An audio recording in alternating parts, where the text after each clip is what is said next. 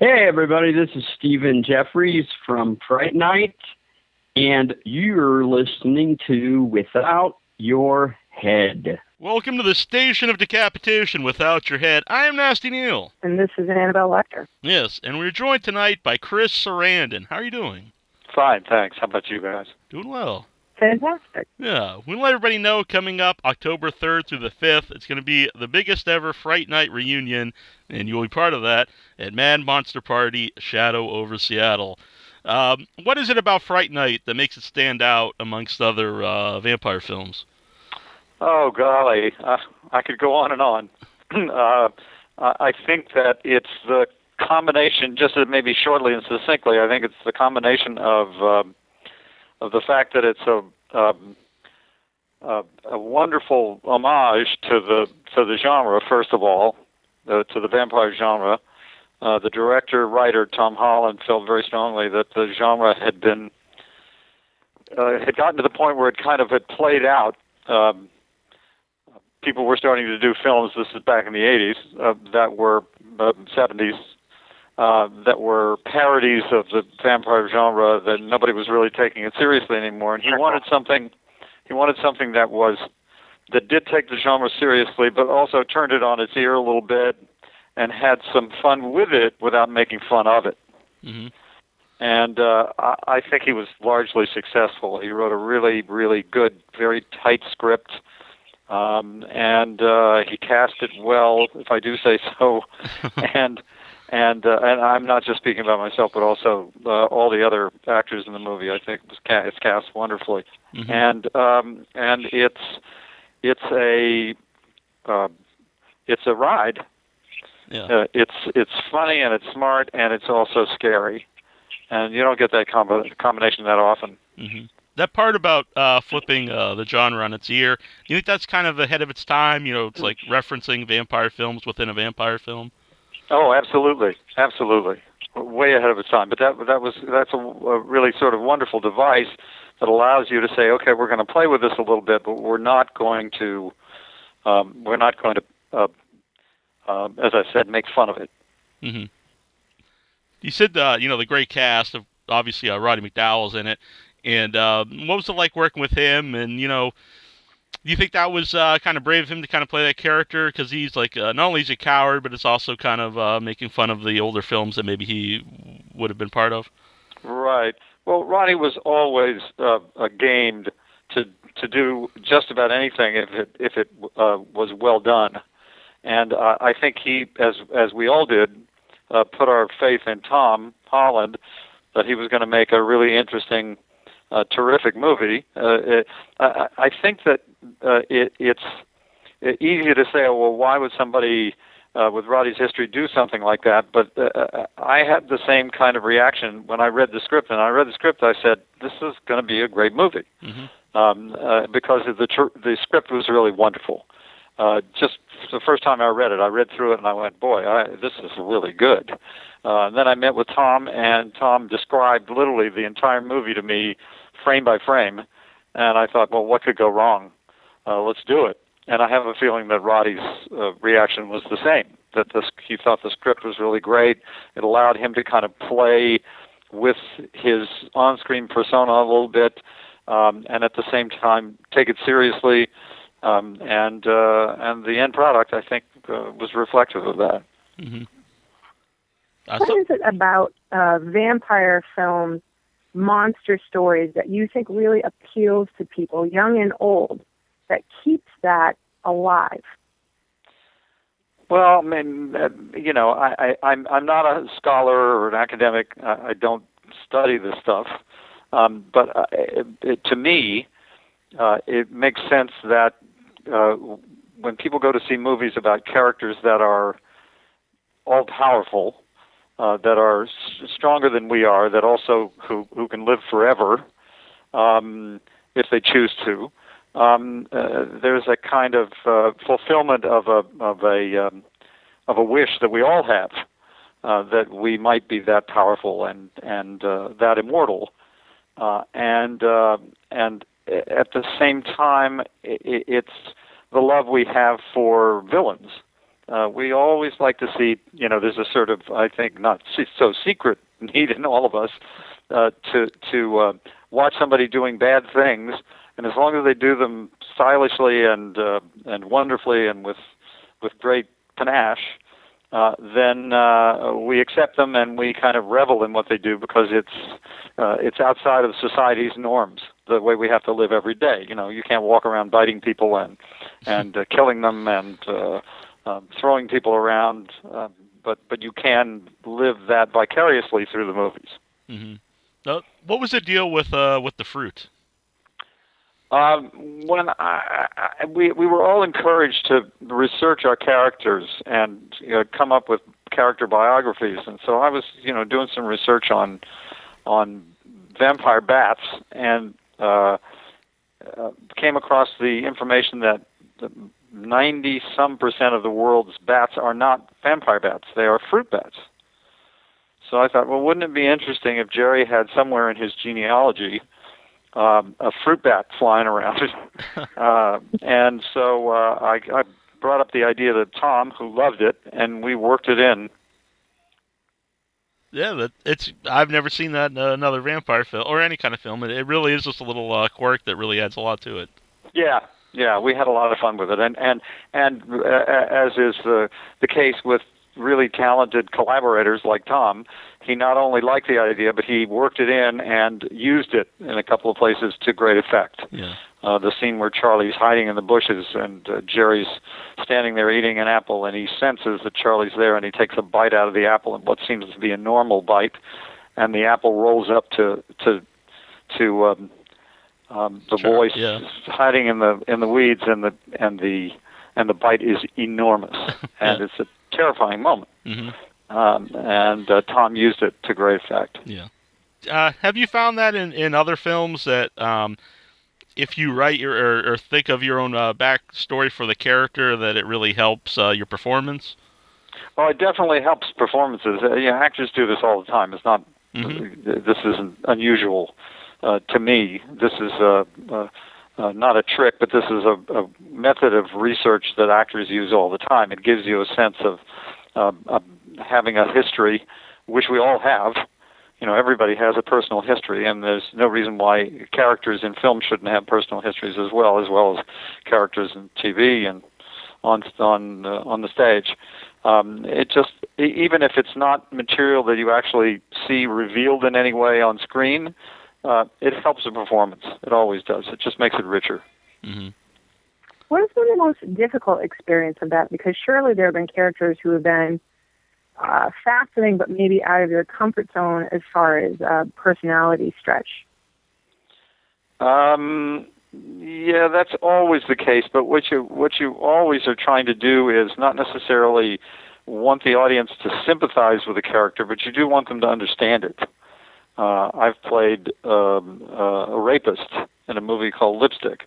And right now I'm directing a play that's about sexual assault in women that's very obviously anti-rape, sexual assault. And I've always felt that way. I have daughters. I'm grown now, but it's always a subject that's been very touchy with me. But at the same time, I owe it to both the movie and the character to find a way to understand where this behavior comes from, even if it's out of social norms. Even if the character is, as was the case in Lipstick, a sociopath. Where will people be able to see that play, or how far along is it?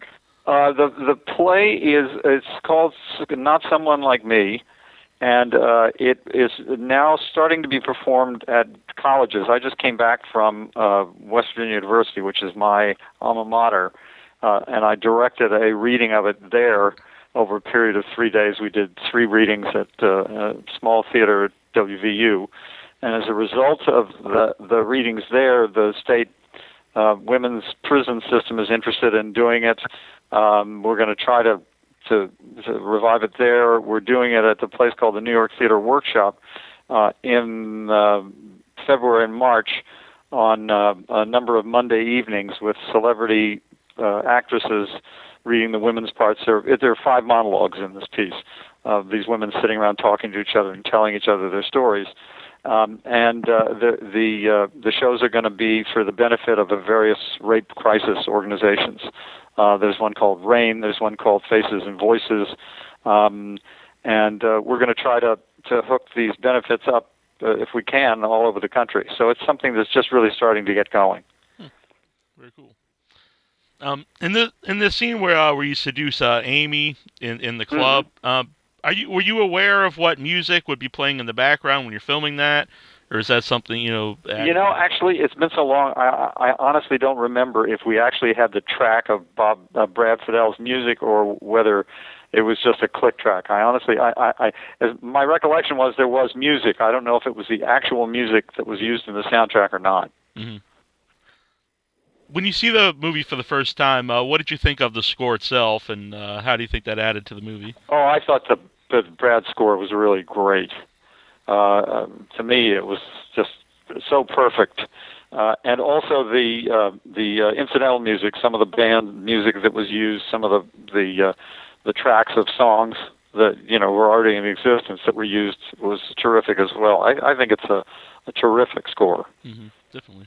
And also the music that they used other than the score music was great as well. Mm-hmm. The soundtrack, I keep having people come up to me with copies of the soundtrack and just how much they like it and how much they listen to it over the years. What was one of the scenes that you find was the absolute strongest for you that you were especially happy with or proud of? Oh, golly. Well, I guess one of the things that I was trying to convey with the character of Jerry was that being an immortal is a blessing and a curse. And there's a scene with Charlie in his room where Jerry tries to give him a chance. He corners him, he picks him up, and he says, all you have to do is just forget about this and everything will be okay. And Charlie basically passes. And Jerry calls him a fool, but he calls him a fool in such a way that it's you don't know what you're making me do, and there's a sense of regret in his behavior that I think was important, just in terms of the audience seeing that eternal life and this kind of eternal life of being a prisoner of the nighttime. And of the restrictions that the vampire has to live by, and having to constantly find blood to live, to sleep in the daytime. That it's not a bed of roses. Pardon the sort of limited pun. Mm-hmm. Of both the bed and the color of roses. Yeah. But at any rate, and I thought that was really an interesting way of going about it, and Tom liked it as well. And also the scene with Evil Ed, where Jerry, for want of a better word, seduces him into becoming a vampire himself by telling him, you're never going to have to worry about anybody bullying you anymore. And it's a rather I don't know, a kind of caring thing that Jerry Dandridge does for Evil Ed, because he knows that the kid's in pain, and he's essentially offering him a way out of this miserable life that he's living. Albeit, it's a life that he's trading it for is not going to be so pretty, but at least it'll be better than what he's having to deal with as a regular mortal. And I think it's a very effective scene.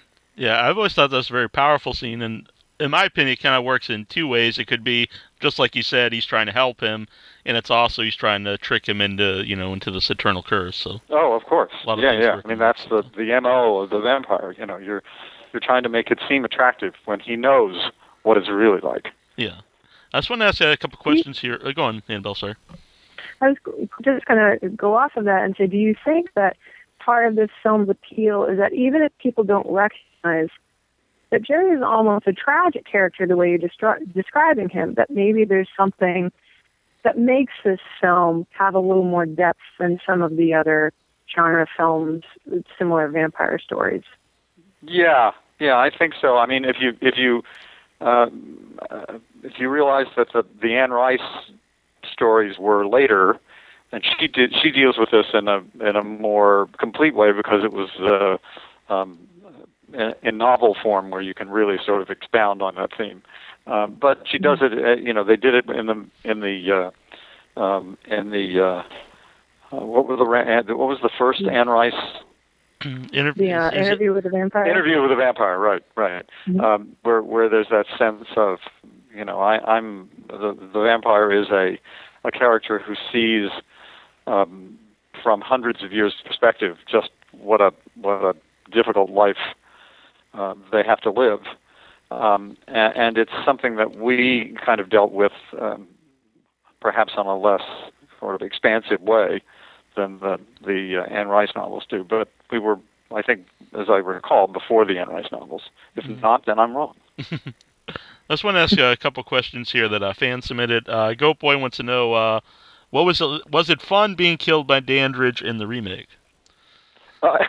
Yeah, actually, it was fun. They sent me the script and asked if there was something I'd like to do in the movie, and I immediately went to that role because I thought it would be a really sort of cool thing to kind of have the new Jerry devour the old Jerry and pass the torch, as it were.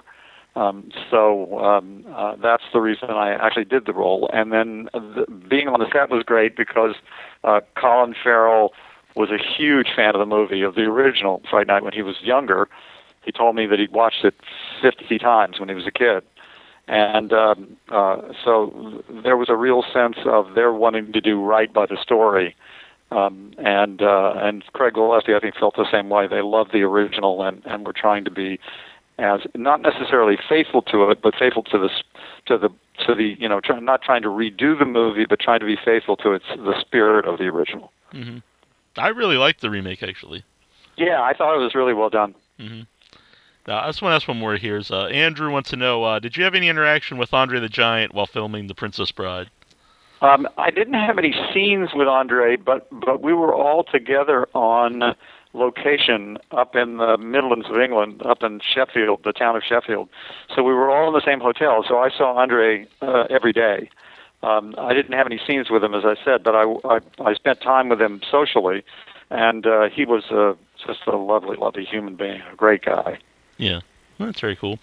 Well, we'll let everybody know that you'll be appearing at Mad Monster Party, Shadow over Seattle, October 3rd through the 5th. Mad Monster Seattle. Looking forward to it. Yeah, we're looking forward to it, too. We'll be there as well. Okay, and I'm looking forward to meeting all the fans. Excellent. Well, all right, guys. Yeah, thank you. Thanks a lot. Thanks very much. Thank you for your time. Absolutely. Take care. And this is Jonathan Stark, and you are listening to Without Your Head.